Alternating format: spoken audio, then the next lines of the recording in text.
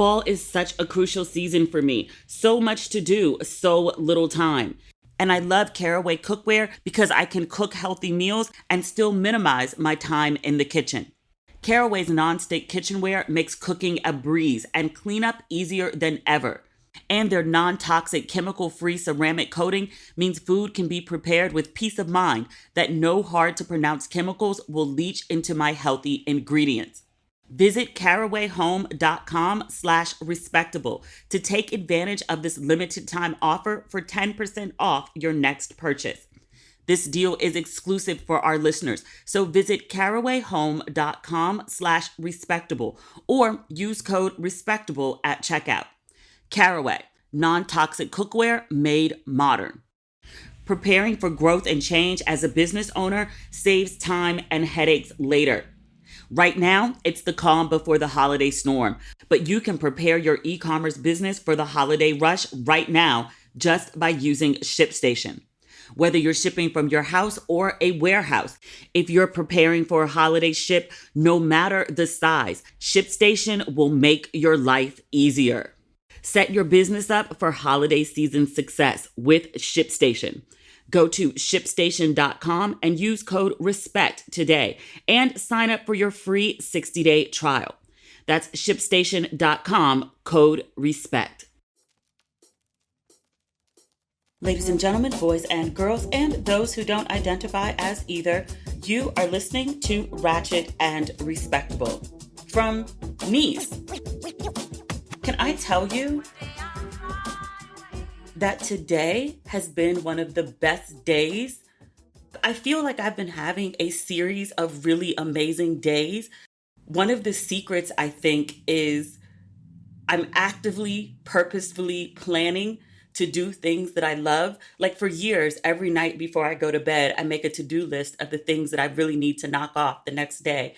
And as I've been traveling, specifically since I got to Paris, because I knew I didn't have the same amount of time that I've had in other countries that I've based out of. Like Ghana, I was there for 6 months. London, I was there for 3. South Africa, I was there for 3.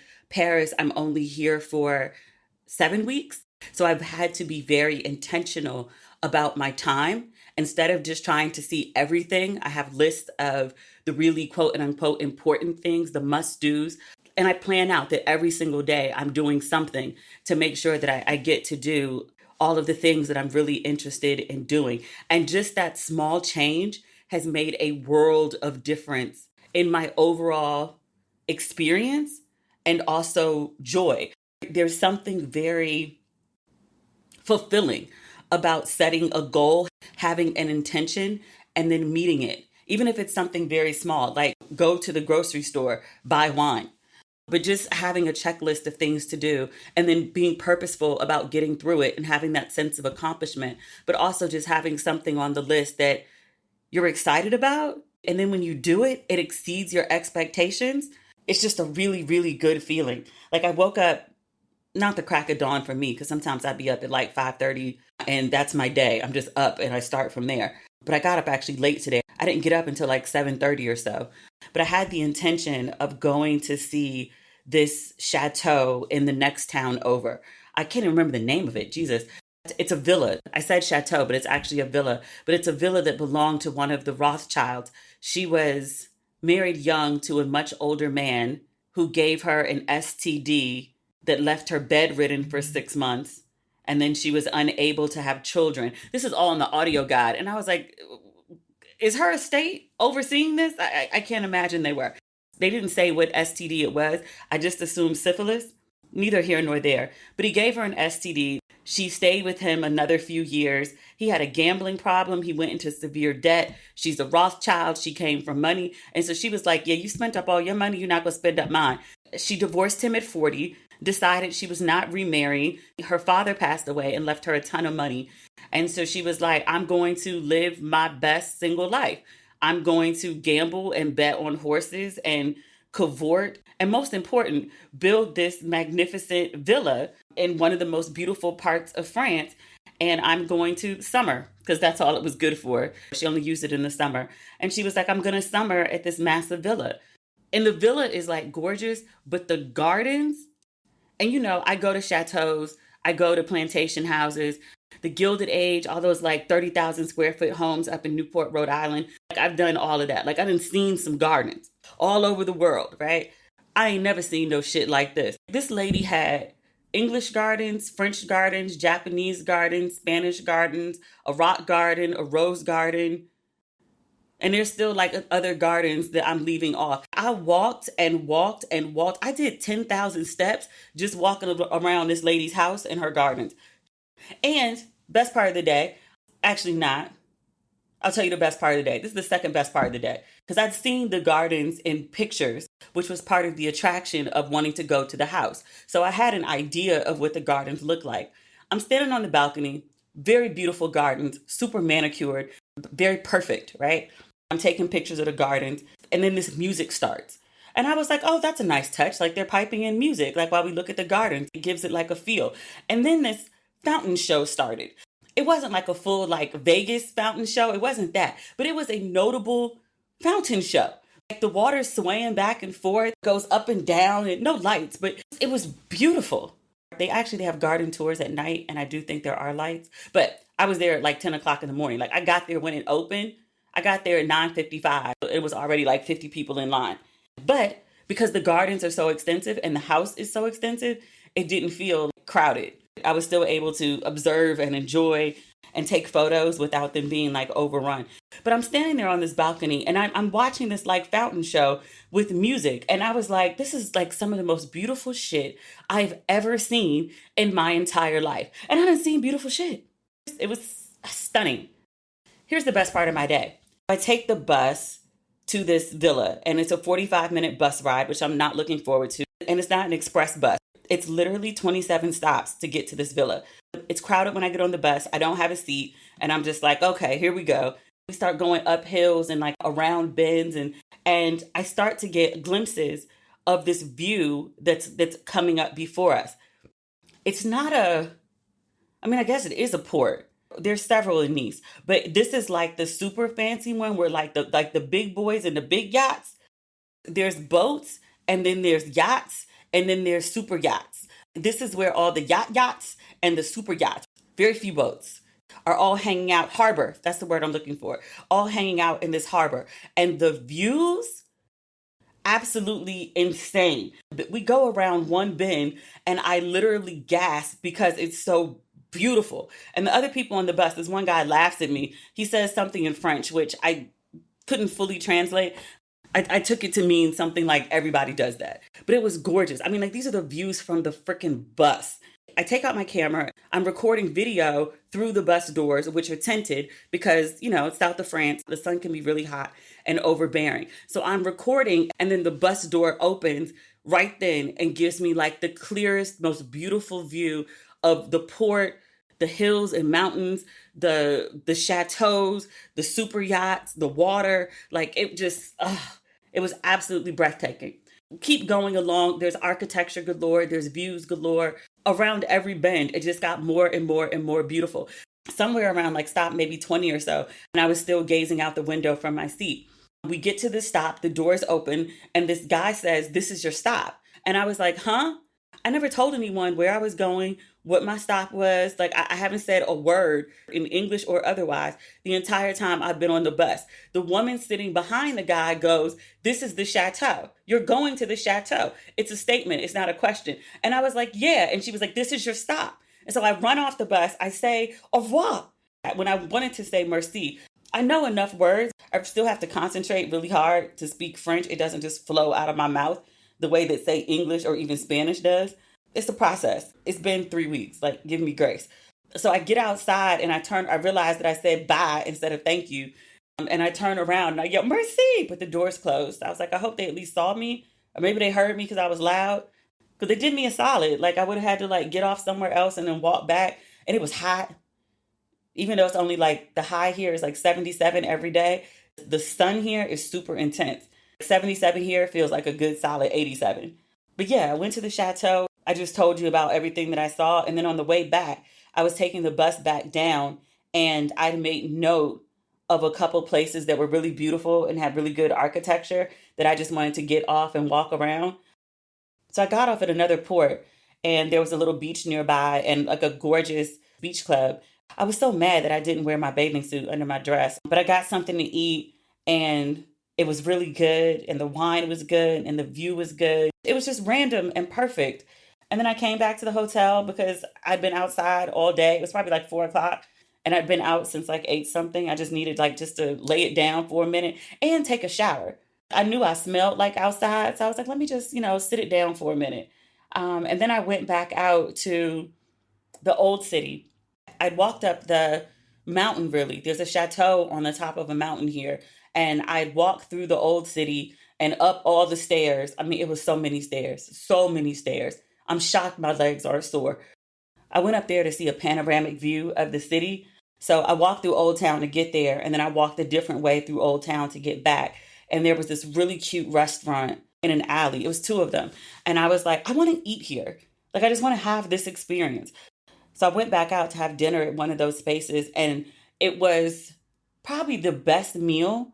And I've been eating good since I've been here. But it was probably the best meal that I've had since I've been in Paris. And I've had good meals. Like some people say French food sucks. I don't think so. It's not like Ghana food. It's not perfectly seasoned to a black palate, but it's not bad food. I have had to reach for the pepper. And when I do Uber Eats, I do have to chef up my food sometimes. I never had to reach for the salt, the pepper, any kind of seasoning when I was in Ghana. That was good eating. But no, I had the best pasta. It was pesto, pine nuts, parmesan. It was fresh homemade pasta. I might go back there for lunch. That's how good it was. It was the best meal I've had on this trip and perhaps the best pasta I've ever had. This, it was delicious. I think Nice, out of all the places that I've been so far, Nice and the random place that I went today where this villa is, but it's literally the next town over. And I mean, a Nice bus took me there. Fairly, I think we could call it all Nice. But I think Nice is probably my favorite of all the cities so far. And I've liked every place that I've been. Like Marseille was fine. Arles was amazing. Arles is second to Nice. Cannes was good. The weather just sucked. If I had been able to lay on the beach for 3 days straight like I wanted to in Cannes, that might have been my favorite. Saint-Tropez, same thing. I was only there for a day trip. If I spent more time there and also like hung out at the beach clubs, I would probably love Saint-Tropez. And I didn't dislike it. It's just, of the experiences that I've had, Nice has a lot of culture. It has a lot of beauty. It has exceptional beauty. It's easy to get around. And the weather's been good. The beaches here aren't that great, though. Their beach is all rocks. Pretty rocks. But I see people actually laying out towels on the beach. And I was like, that can't possibly be comfortable. I feel like in Nice, you're forced to go to a beach club so you can rent a chair if you want to be comfortable. Or you have to carry a chair down to the beach. But even at the beach clubs, it's still it means the beach, but it's not sand, it's rocks. The place that I was at earlier, out by the Rothschilds Villa, their beach had sand. I feel like I could just get up in the morning and go back to that other side of town and go hang out on the beach over there before I go to my next stop. I just want a good beach day. I had one. I would like one more. I would like 3 more, to be quite honest, but we'll see. But yeah, this South of France trip, do you remember I was saying, I think before I left, I was nervous about being on the trip. I felt like I would have FOMO about Paris just because I'm so obsessed with it. I'm actually Fall in this is such a group, crucial and they had a season meetup for this me. weekend, So actually much today. to do, But it's so black little women living in time. Paris. And I I'd love like to Caraway meet them and lay cookware eyes because on I them. can cook But, I healthy ain't in meals Paris, and still so minimize my time in the that's kitchen. that. Caraway's nonstick kitchenware makes cooking a breeze and cleanup easier than ever. And their non-toxic chemical-free ceramic coating means food can be prepared with peace of mind that no hard-to-pronounce chemicals will leach into my healthy ingredients. With so many collections of their internet-famous kitchenware to explore, there's a Caraway for every kind of cook. Every set comes in various modern shades to fit with any design aesthetic. And for folks who don't have a lot of space, it includes easy access storage solutions to keep your kitchen tidy. And now, introducing Caraway's Prep Set, 10 essential knives and utensils designed for chopping better, prepping cleaner, and storing easier. I love how easy Caraway makes it to prepare healthy, non-toxic meals and get me in and out of the kitchen faster. I'm not the only person who loves Caraway. Over 50,000 people have raved about their Caraway kitchen. Now it's time to try it for yourself. Visit carawayhome.com/respectable to take advantage of this limited time offer for 10% off your next purchase. This deal is exclusive for our listeners, so visit carawayhome.com/respectable or use code respectable at checkout. Caraway, non-toxic cookware made modern. Let me ask you something. What if there was someone out there who kept a log of every single thing you did every minute of the day? I think that would be pretty creepy. Well, what if I told you that's exactly what happens every time you go online? Your internet provider is allowed to store logs of every website you've ever visited and can legally sell this data to anyone. That's why I use ExpressVPN. ExpressVPN reroutes your internet connection through their secure servers, so your internet provider can't see or log what you do online.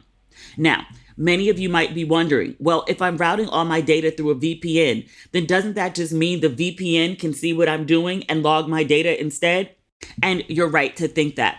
Many VPNs claim to have a no logs policy, but have been caught logging customer activity. ExpressVPN is the only VPN I trust because they use trusted server technology. They were the first major VPN provider to engineer all of their VPN servers to run in RAM. This makes it impossible for the VPN servers to store any data, including logs of any ExpressVPN customer. And you don't have to take my or ExpressVPN's word for it. ExpressVPN is so confident in their no logs claim, they even had one of the biggest assurance firms, PricewaterhouseCoopers, audit their technology. That's why ExpressVPN is rated #1 by CNET, Wired, TechRadar, and countless others. Stop letting people keep logs of what you do online. Visit expressvpn.com/ratchet right now and find out how you can get 3 months free. That's expressvpn.com/ratchet. expressvpn.com/ratchet to learn more.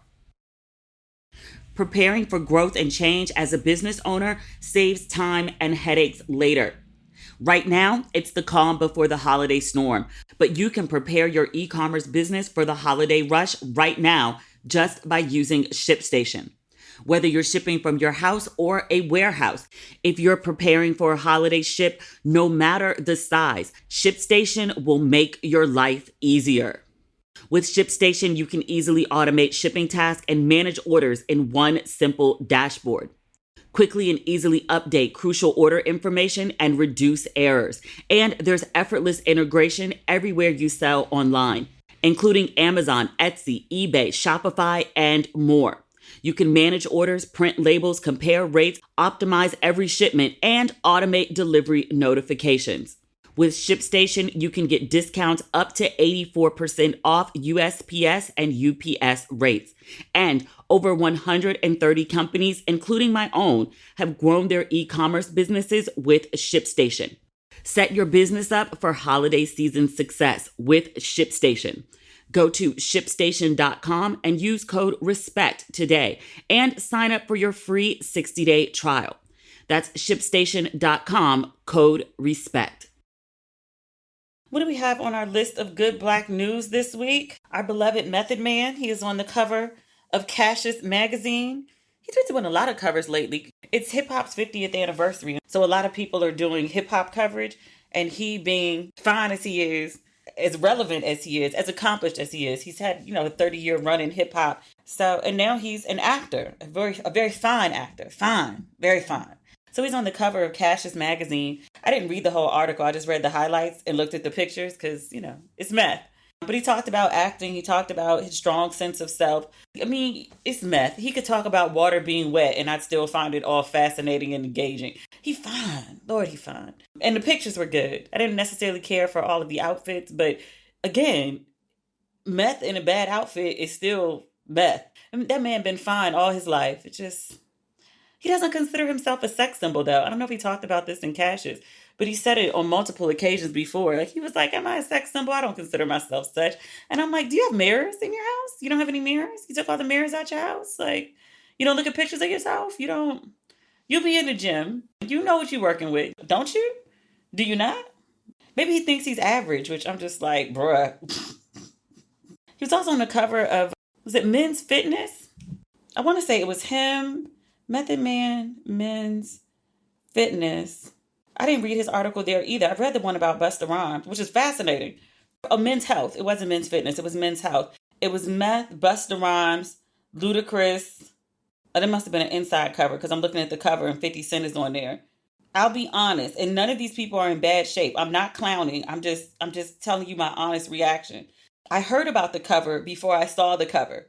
I heard Meth was on the cover and I was like, oh, this is exciting. Let me go see. I very much understood why Method Man was on the cover because we've seen very many pictures and video of Method Man looking very fit and very fine. Last time I remember seeing Fitty, Curtis the Cancer. I remember seeing him was at the Super Bowl and I can't even get the words out. He was hanging upside down like he did in his very first video. And when people saw him, because he's a much thicker man than he was, like 20 years ago, as he should be. This is normal. Not body shaming, not clowning. Recalling and recounting what people said at the time.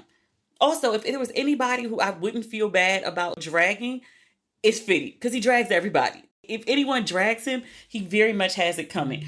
I am not doing that. I am just saying, when people saw him hanging upside down at the Super Bowl and he was rapping, people were like, that's a big ass wingbat.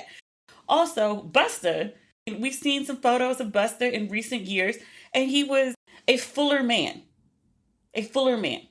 Nothing wrong with fuller, just fuller nonetheless. He wasn't the Busta Rhymes that we remember from great videos back in the day, which, again, it's been 30 years. I am not the same size I was when Busta was last skinny. That said, I heard about the cover and I was like, Busta's on the cover? Because, well, maybe he's done some work. I saw the photos and I was like, oh, he has. He admitted his weight was out of control and he was having some health problems. And he said one of his family members, I think he said his son, was rubbing his belly, like making fun of his fat. He remembered how he, used to look. He used to be known as a man in good shape, and he didn't like that he was not known as that anymore. And then also the health issues. So he said he was getting himself together. I didn't read the article about Fitty because I don't care. Ludacris, I saw the picture. Ludacris, he looks great. His hair is fluffy and full. That man has a beautiful head of hair and beautiful abs. He looks really, really good. I don't hear a lot from or about Ludacris, which I consider a good sign. To me, that means he is minding his business. He's not involved in any scandal. I don't see him up on the shade room. I don't see him arguing with people on social media. He's behaving like a grown-ass man. That in contrast to Curtis the Cancer. But yes, Meth looks absolutely amazing. More covers. It's Hip Hop 50 for 4 more months. Everyone should put Method Man on their cover. Essence already did it once. Fuck it. Do it again.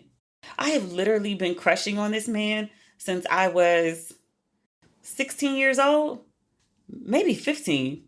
Once he and Mary did You're All I Need to Get By, like he found a fan for life. I think I said this about Michael Ealy. I will watch him watch paint dry. Like, you don't even have to do shit. Just exist. That's it. Method and Michael Ealy. And Morris Chestnut. What's with the M's? And other good Black news, depending on your perspective, Naomi Campbell is doing a collaboration with Pretty Little Thing.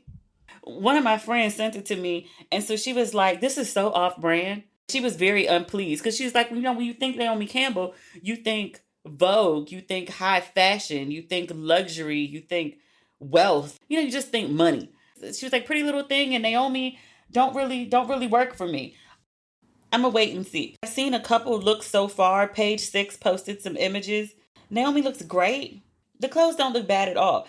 They're not my particular taste, but she's got them on and she looks good. I mean, she is a professional model. I guess one of my questions, though, who is the target audience for this? The young girls know who Naomi Campbell is, but she's also like, at best, auntie and maybe more like mom to them. I don't see them aspiring to dress like her. And for the women who grew up on Naomi Campbell, who really see her as that chick, I don't see women in her age group flocking to Pretty Little Thing to buy their clothes. But also, too, a cute dress is a cute dress. Like, if you think it's cute and it fits you nice, do you care where it comes from? Some people do, some people don't. Like, I'm looking at her pictures right now. There's this one really cute white dress that I would totally wear. It's mid-calf. It has some really cute cutouts. It's very cute, but I'm also kind of concerned about the quality. We'll see. I'm going to hold out and see what the full collection has to offer, and then I'll offer an opinion from there. You could tell I really like Naomi Campbell, and I'm trying to give her the benefit of the doubt out of respect for being the Naomi. Do we have anything else in good Black news? Not that I have on this list. There's news. Your boy Mitch McConnell. I'm going to try to talk about this story with some sense of decency, and I'm giving him more grace than he deserves. He's an awful, bitter, racist, terrible man. He does not deserve any of my grace. And still, seeing this old man for the second time, standing in front of the cameras, literally frozen and unable to speak, it just doesn't feel right to me to clown him. It should. I should have no qualms about it whatsoever. It just doesn't. He is an awful human, and he is reaping what he has sowed. The fact that he's having severe medical emergencies, and it's not just in front of the camera. There's no way the first time this happens, it just happens to be in front of the camera, and the second time it happens to be when he's in front of the camera again. You could tell from the first time it happened by the way that his team reacted to him that no one was freaking out, that this has happened many times before. He's an old man. He's a terrible human. And he deserves exactly what he's getting, which is you're surrounded by people who do not give a fuck about you. Not your friends, not your family, not the people on your payroll, no one. Because if someone actually gave a damn about him, they would take his ass to a hospital. They would be like, you can't do this anymore. You need to sit down. And he could yell, he could scream. Somebody would be trying to get a power of attorney, something, to make sure that this sick old man gets some help. Somebody who cares about him would actually act like it.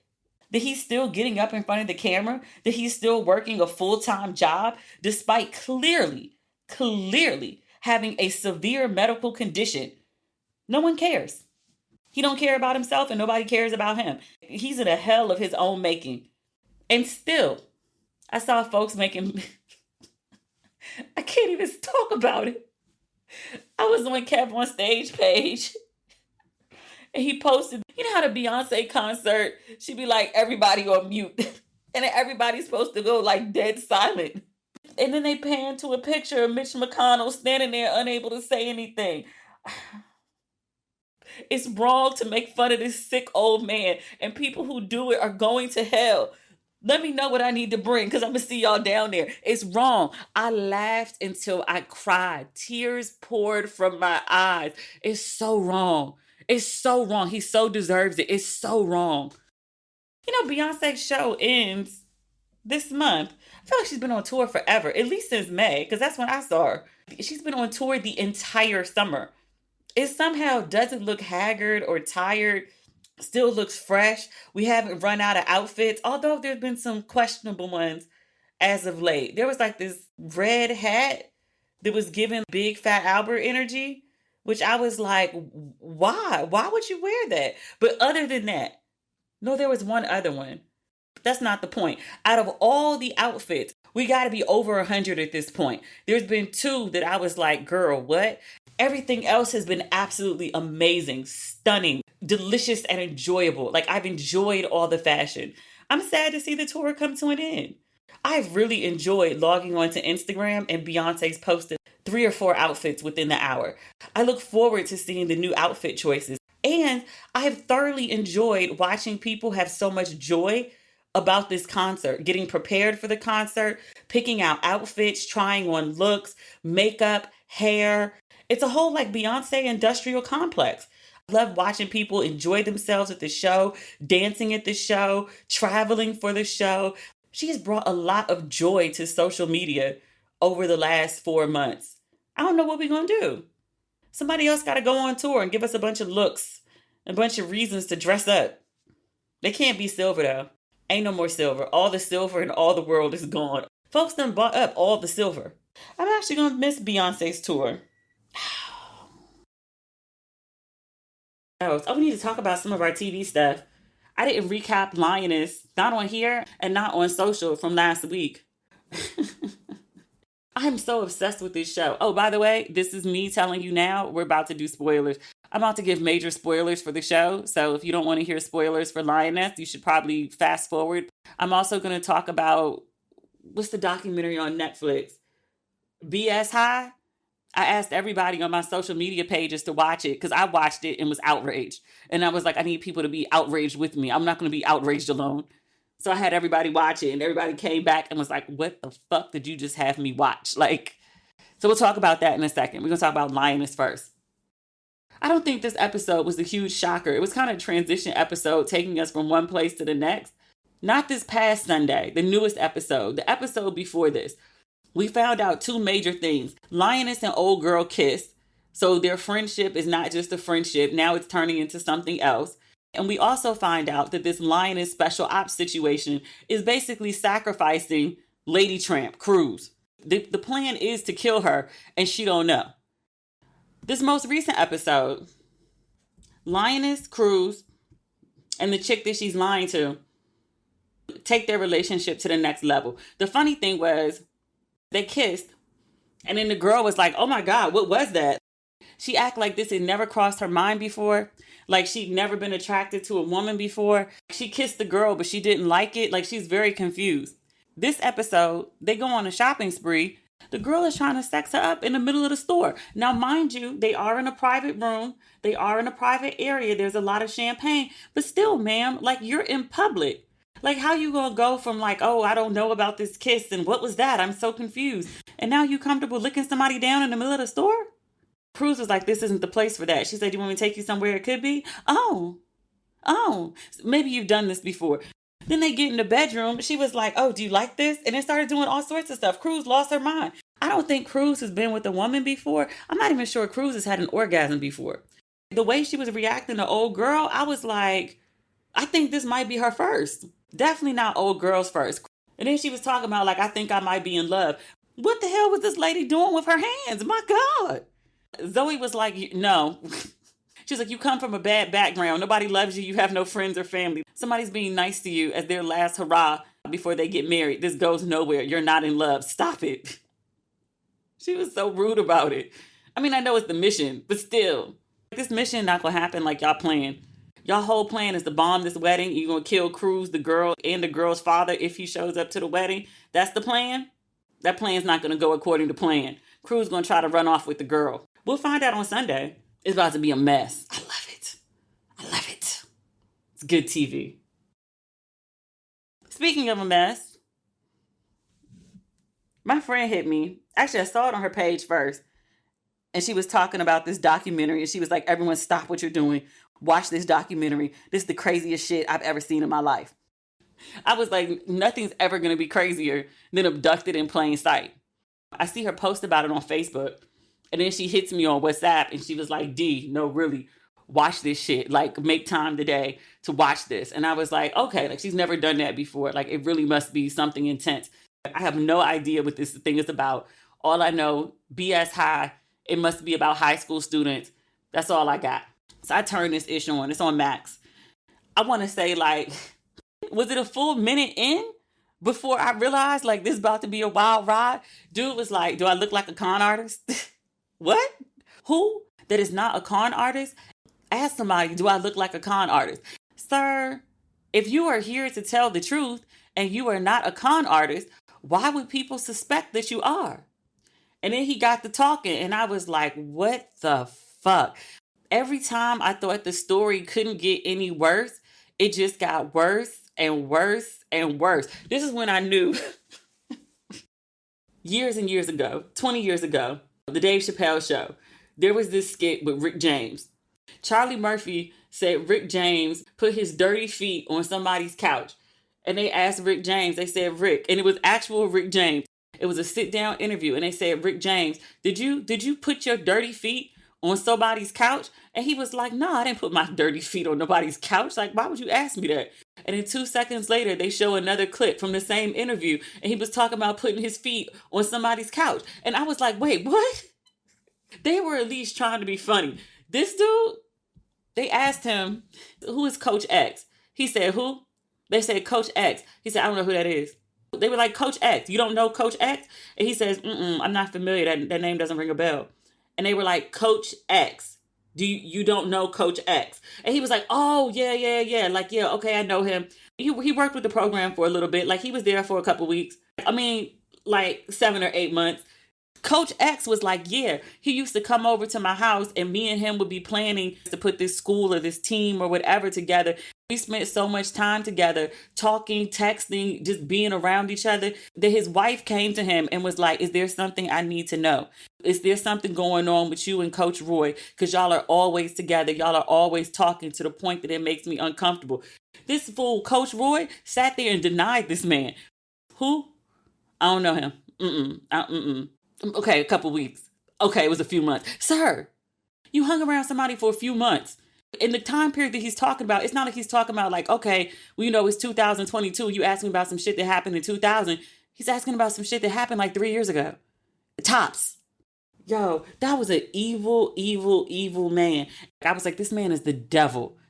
And how he's like free, how they're not doing this interview from prison, how he doesn't have on a jumpsuit and some shackles. One of the world's greatest tragedies. They asked him, they said, were you a good coach? And he was like, yeah, I was a great coach. I get down in the dirt with my players. Like, I'm a mentor, but I'm a friend. And we really bonded. And the players were like, he didn't coach us. He was like, we never did drills. We never exercised. He's like, there was no playbook. He was like, we were running plays based on shit we saw on Madden. Nigga, what? There was a video of them playing well-trained, hardcore athletes. And his team of young men, because they weren't teenagers, were getting their asses beat. And like, he wouldn't stop the game. This one woman was like, yeah, my son was out here playing, wearing his helmet from high school. Like, you got these kids out here playing a major contact sport, getting hit, and didn't even give them proper equipment to protect themselves. Somebody got injured. Actually, many people got injured in one game. There was no doctor. There was no medical staff. Like, you didn't give a fuck about these kids. I was talking to one of my friends and I was, this man is a monster. I can't believe he did this to these boys. And so she was like, yeah. I said, what is that? What is, yeah? And so she was like, you know, they had to take some accountability. I said, who? She said, the boys. She said, all of them had played football at some point. They knew that they had to practice. They knew that they should have been learning something, that somebody should have been teaching them something.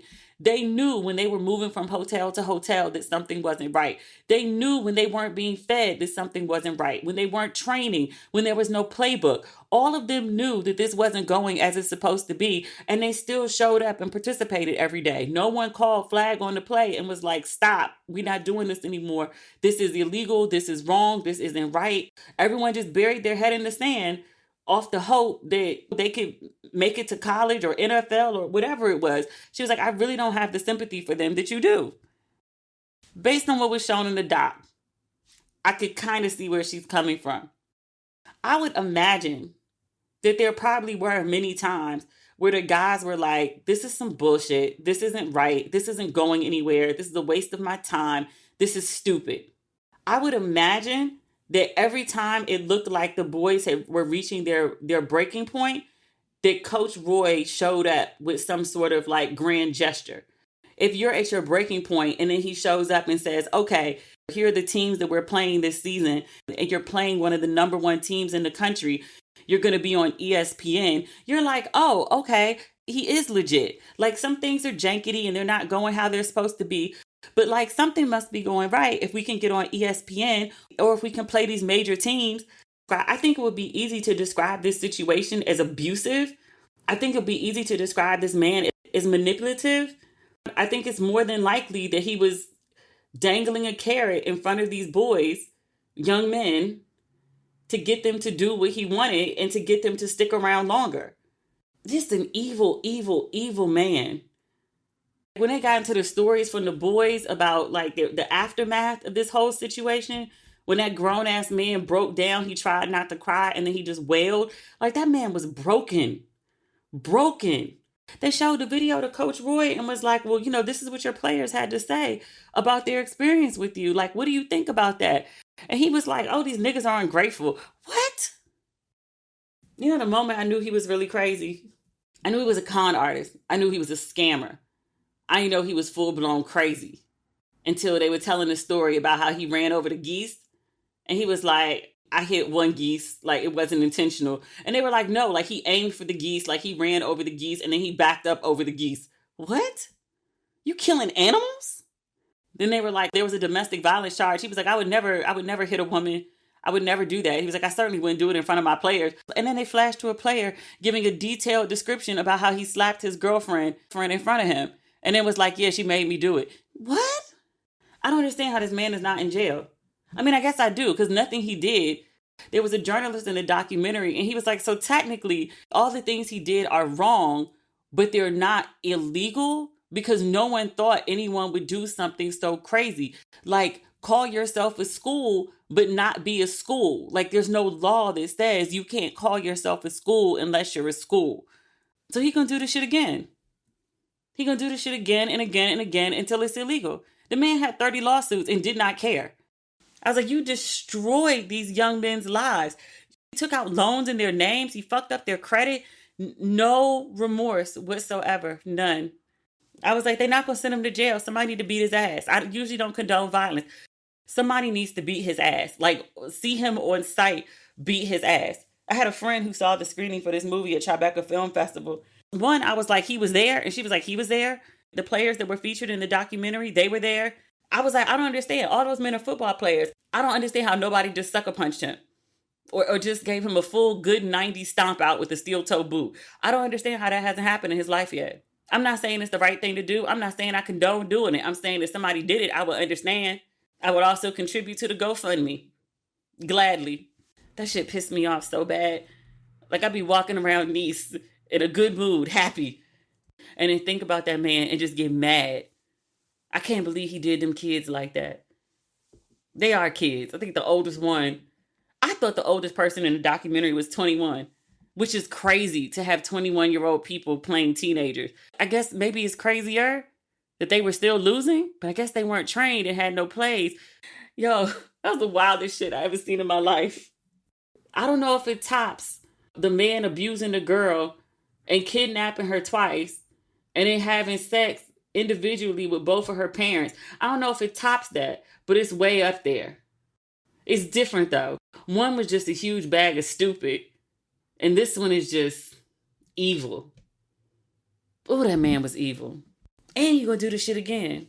You know what else? Okay, I'm almost done. You know the other thing that got me is what he wanted to do, like the initial plan. We're going to do this school and we're going to get these players and they're going to do football. If you actually take care of the players, it's not a bad idea. He's not a stupid man. If he actually put that effort into doing some shit the legit way, it could actually get done. The deception and the hurt and the trail of insanity and confusion and humiliation and embarrassment and just brokenness. I think he gets joy in that, and that's why he does it. But I'm like, bruh, you can actually do it the right way. It's possible. And people wouldn't be broken in the process. That's the wildest shit, yo. I really could have done this whole episode just on Coach Roy and all the crazy shit that he did. Like, I can't believe he did that shit. And did. All right, that's the episode. Hope you have a great holiday weekend. It's Labor Day, yeah? I hope you have a great 3-day weekend. I hope you can avoid doing labor. All right, that's it. Talk Tuesday. Bye.